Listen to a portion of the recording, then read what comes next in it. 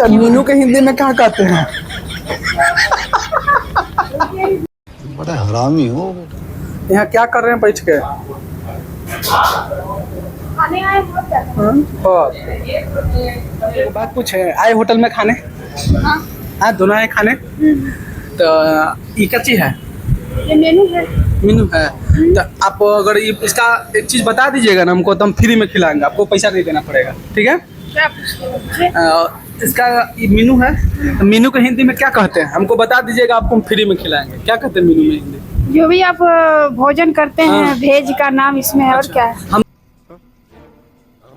ये तो नाम है, लिस्ट है ना। हाँ। तो मीनू, तो इसको मीनू के हिंदी में क्या कहते हैं? तो लिस्ट का मतलब जो खाना बनता है उसका नाम है, प्राइस दिया हुआ है।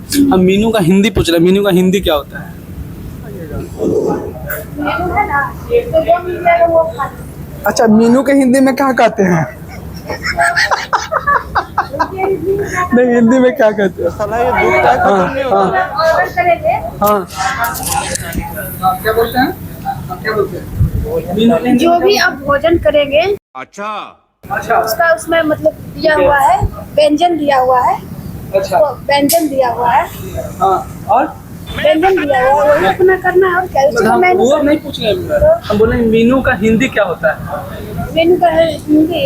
हाँ, इसका हिंदी में क्या नाम है? मीनू का हिंदी में क्या नाम है? ये तो नहीं पता है। मैम आ गए होटल में खाने।